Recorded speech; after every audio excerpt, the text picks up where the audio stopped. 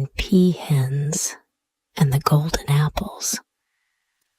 Once upon a time, there stood before the palace of an emperor a golden apple tree which blossomed and bore fruit each night.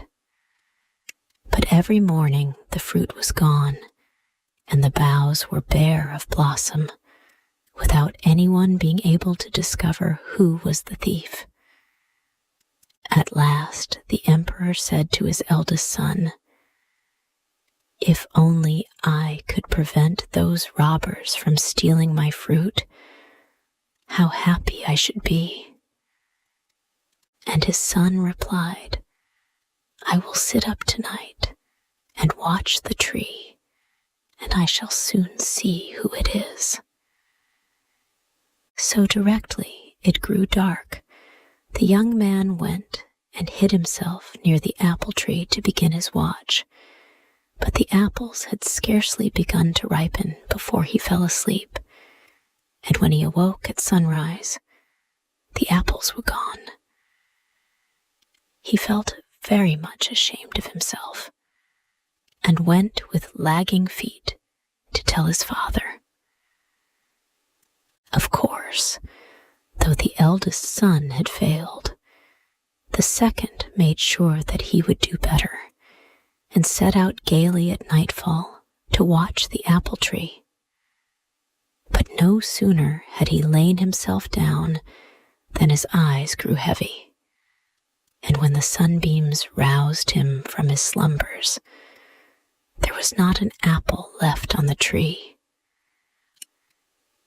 Next came the turn of the youngest son, who made himself a comfortable bed under the apple tree and prepared himself to sleep. Towards midnight he awoke and sat up to look at the tree. And behold, the apples were beginning to ripen and lit up the whole palace with their brightness. At the same moment, 9 golden peahens flew swiftly through the air, and while 8 alighted upon the boughs laden with fruit, the 9th fluttered to the ground where the prince lay, and instantly was changed into a beautiful maiden, more beautiful far than any lady in the emperor's court.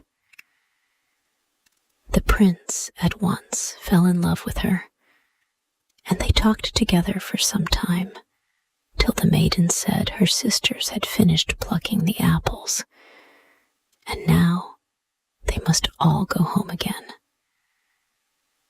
The prince, however, begged her so hard to leave him a little of the fruit that the maiden gave him 2 apples, one for himself and one for his father. Then she changed herself back into a peahen, and the whole 9 flew away.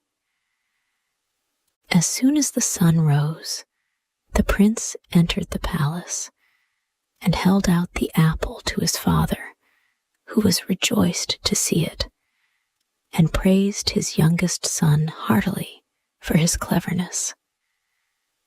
That evening, the prince returned to the apple tree, and everything passed as before, and so it happened for several nights.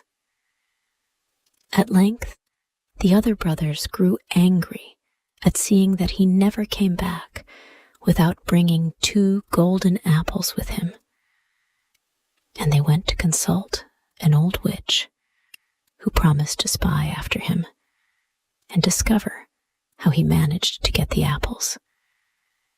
So, when the evening came, the old woman hid herself under the tree and waited for the prince. Before long he arrived and laid down on his bed, and was soon fast asleep. Towards midnight there was a rush of wings, and the 8 peahens settled on the tree, while the 9th became a maiden and ran to greet the prince. Then the witch stretched out her hand and cut off a lock of the maiden's hair, and in an instant the girl sprang up. A peahen once more spread her wings and flew away, while her sisters, who were busily stripping the boughs, flew after her. When he had recovered from his surprise at the unexpected disappearance of the maiden, the prince exclaimed, "What can be the matter?" And looking about him, discovered the old witch hidden under the bed. He dragged her out, and in his fury called his guards and ordered them to put her to death as fast as possible. But that did no good as far as the peahens went. They never came back any more, though the prince returned to the tree every night and wept his heart out for his lost love.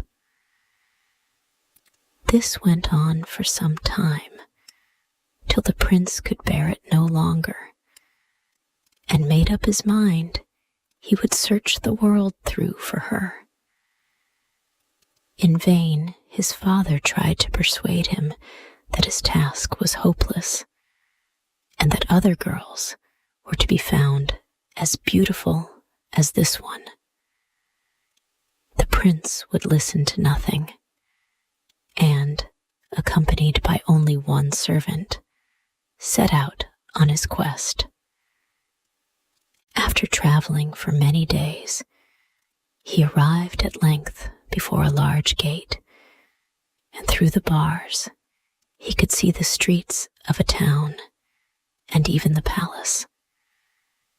The prince tried to pass in, but the way was barred by the keeper of the gate, who wanted to know who he was, why he was there, and how he had learnt the way, and he was not allowed to enter unless the empress herself came and gave him leave. A message was sent to her, and when she stood at the gate, the prince thought he had lost his wits, for there was the maiden he had left his home to seek, and she hastened to him and took his hand and drew him into the palace.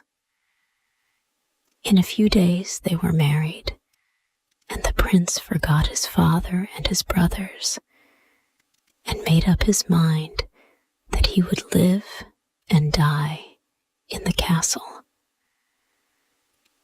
One morning, the empress told him that she was going to take a walk by herself, and that she would leave the keys of 12 cellars to his care. "If you wish to enter the first 11 cellars," said she, "you can.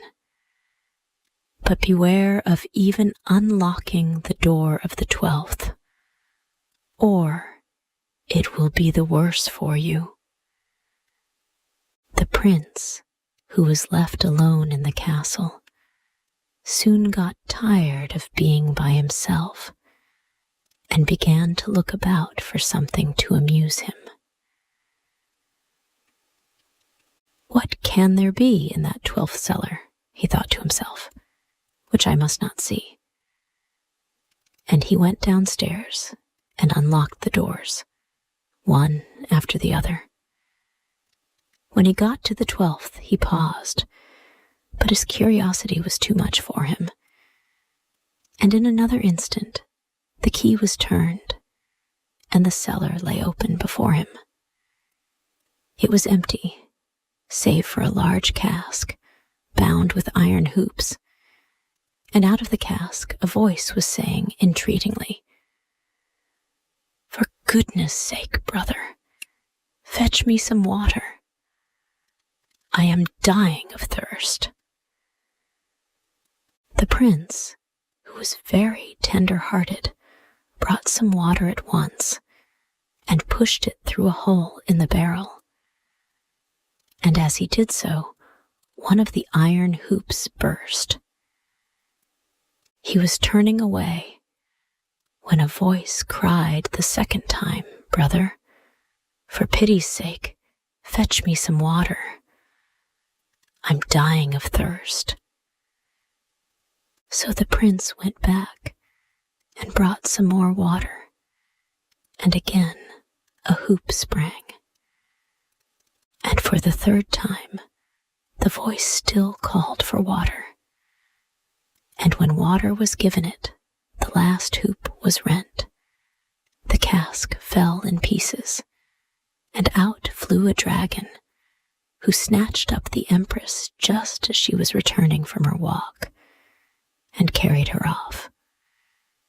Some servants who saw what had happened came rushing to the prince, and the poor young man went nearly mad when he heard the result of his own folly, and could only cry out that he would follow the dragon to the ends of the earth until he got his wife again.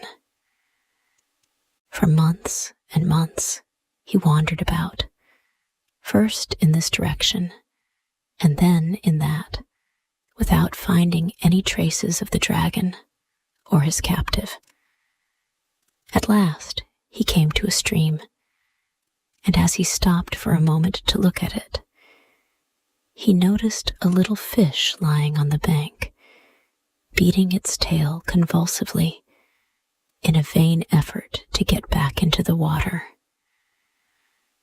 "Oh, for pity's sake, my brother," shrieked the little creature, "help me and put me back into the river, and I will repay you some day. Take one of my scales, and when you are in danger, twist it in your fingers, and I will come." The prince picked up the fish and threw it into the water. Then he took off one of its scales, as he had been told, and put it in his pocket, carefully wrapped in a cloth. Then he went on his way till, some miles further down the road, he found a fox caught in a trap. "Oh, be a brother to me," called the fox, "and free me from this trap, and I will help you when you're in need. Pull out one of my hairs, and when you are in danger, twist it in your fingers, and I will come." So the prince unfastened the trap, pulled out one of the fox's hairs, and continued his journey. And as he was going over the mountain, he passed a wolf entangled in a snare, who begged to be set at liberty. "Only deliver me from death," he said, "and you will never be sorry for it. Take a lock of my fur, and when you need me, twist it in your fingers." And the prince undid the snare and let the wolf go. For a long time he walked on, without having any more adventures, till at length he met a man traveling on the same road. "Oh, brother," asked the prince, "tell me, if you can, where the Dragon Emperor lives."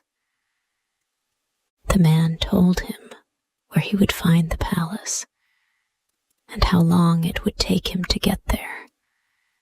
And the prince thanked him and followed his directions, till that same evening he reached the town where the Dragon Emperor lived.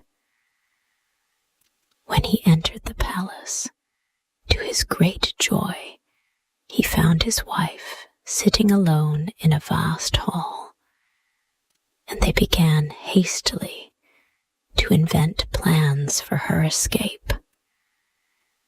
There was no time to waste, as the dragon might return directly. So they took 2 horses out of the stable and rode away at lightning speed. Hardly were they out of sight of the palace than the dragon came home and found that his prisoner had flown. He sent at once for his talking horse and said to him, "Give me your advice. What shall I do?" have my supper as usual, or set out in pursuit of them. Eat your supper with a free mind first, answered the horse, and follow them afterwards. So the dragon ate till it was past midday, and when he could eat no more, he mounted his horse and set out after the fugitives. In a short time he had come up with them, and as he snatched the empress out of her saddle, he said to the prince, "This time I will forgive you, because you brought me the water when I was in the cask. But beware how you return here, or you will pay for it with your life." Half mad with grief, the prince rode sadly on a little further, hardly knowing what he was doing. Then he could bear it no longer, and turned back to the palace, in spite of the dragon's threats. Again, the empress was sitting alone, and once more they began to think of a scheme by which they could escape the dragon's power. "Ask the dragon when he comes home," said the prince, "where he got that wonderful horse from, and then you can tell me, and I will try to find another like it." Then, fearing to meet his enemy, he stole out of the castle. Soon after the dragon came home, and the empress sat down near him and began to coax and flatter him into a good humor. And at last she said, "But tell me about that wonderful horse you were riding yesterday. There cannot be another like it in the whole world. Where did you get it from?" And he answered, "The way I got it is a way which no one else can take. On the top of a high mountain dwells an old woman who has in her stables 12 horses, each one more beautiful than the other, and in one corner is a thin, wretched-looking animal whom no one would glance at a second time, but he is in reality the best of the lot. He is twin brother to my own horse, and can fly as high as the clouds themselves. But no one can ever get this horse without first serving the old woman for 3 whole days. And besides the horses, she has a foal and its mother, and the man who serves her must look after them for 3 whole days. And if he does not let them run away, he will in the end get the choice of any horse as a present from the old woman. But if he fails to keep the foal and its mother safe on any one of the 3 nights, his head will pay." The next day, the prince watched till the dragon left the house, and then he crept in to the empress, who told him all she had learnt from her jailer. The prince at once determined to seek the old woman on the top of the mountain, and lost no time in setting out. It was a long and steep climb, but at last he found her, and with a low bow he began, "Good greeting to you, little mother." "Good greeting to you, my son. What are you doing here?" "I wish to become your servant," answered he. "So you shall," said the old woman. "If you can take care of my mare for 3 days, I will give you a horse for wages. But if you let her stray, you will lose your head." And as she spoke, She led him into a courtyard surrounded with palings, and on every post a man's head was stuck. One post only was empty, and as they passed, it cried out, "Woman, give me the head I am waiting for." The old woman made no answer, but turned to the prince and said, "Look, all those men took service with me on the same conditions as you, but not one was able to guard the mare." But the prince did not waver and declared he would abide by his words. When evening came, he led the mare out of the stable and mounted her, and the colt ran behind. He managed to keep his seat for a long time, in spite of all her efforts to throw him, but at length he grew so weary that he fell fast asleep, and when he woke, he found himself sitting on a log with the halter in his hands. He jumped up in terror, but the mare was nowhere to be seen, and he started with a beating heart in search of her. He had gone some way without a single trace to guide him when he came to a little river. The sight of the water brought back to his mind the fish whom he had saved from death, and he hastily drew the scale from his pocket. It had hardly touched his fingers when the fish appeared in the stream beside him. "What is it, my brother?" asked the fish anxiously. "The old woman's mare strayed last night, and I don't know where to look for her." "Oh, I can tell you that. She has changed herself into a big fish, and her foal into a little one. But strike the water with the halter and say, 'Come here, O mare of the mountain witch,' and she will come." The prince did as he was bid, and the mare and her foal stood before him. Then he put the halter round her neck and rode her home, the foal always trotting behind them. The old woman was at the door to receive them, and gave the prince some food while she led the mare back to the stable. "You should have gone among the fishes," cried the old woman, striking the animal with a stick.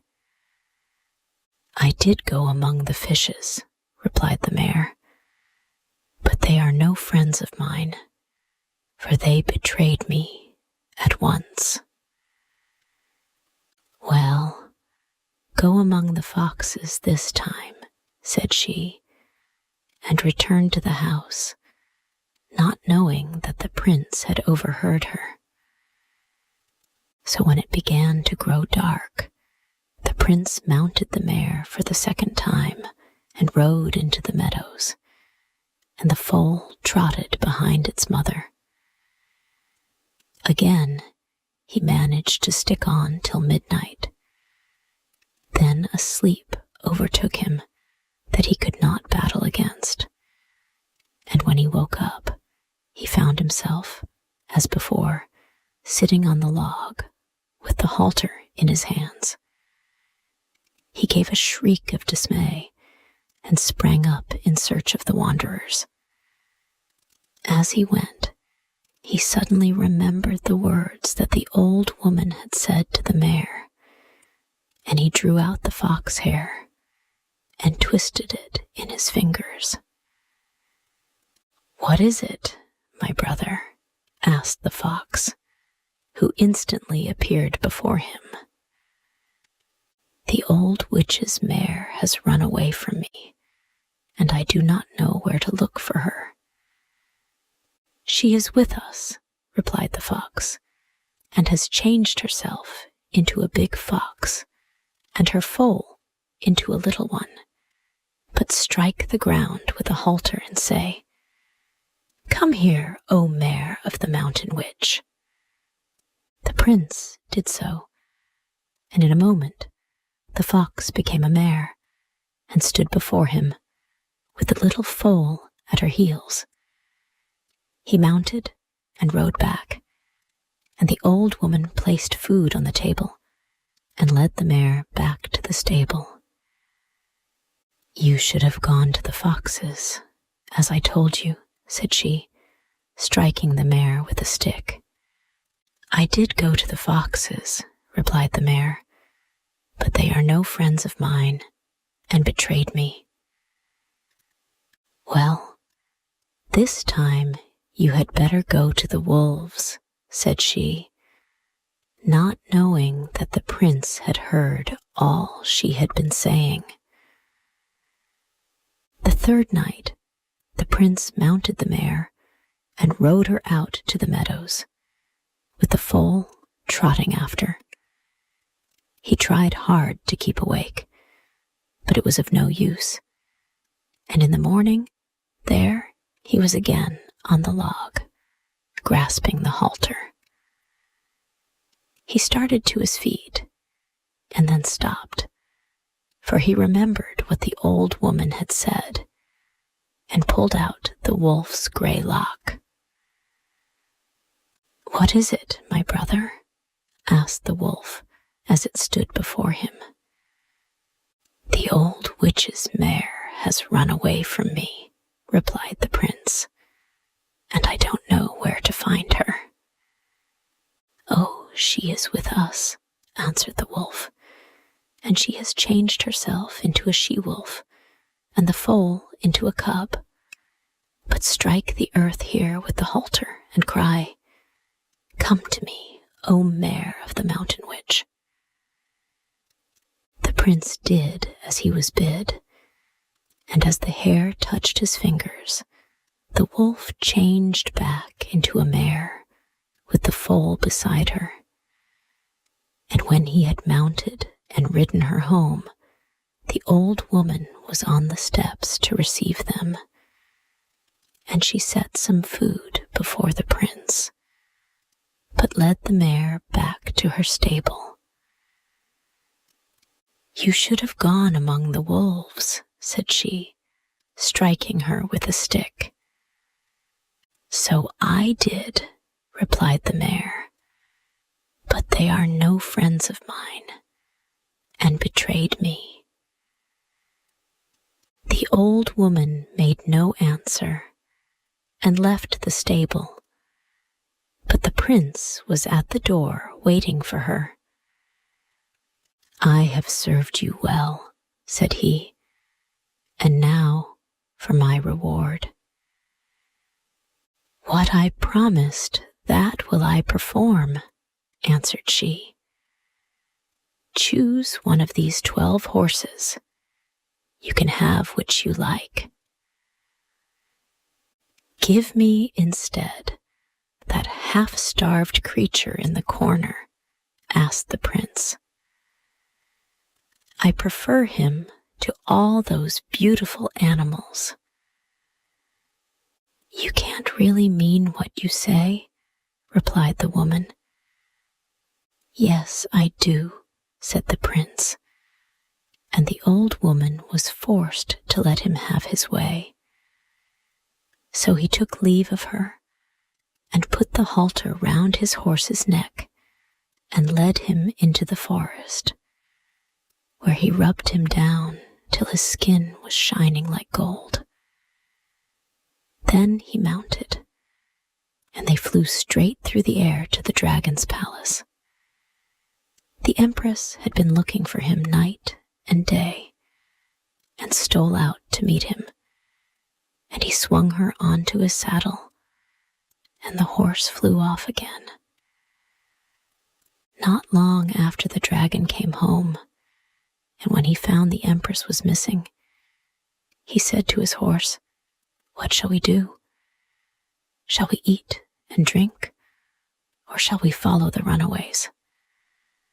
And the horse replied, "Whether you eat or don't eat, Drink or don't drink, follow them or stay at home, matters nothing now, for you can never catch them.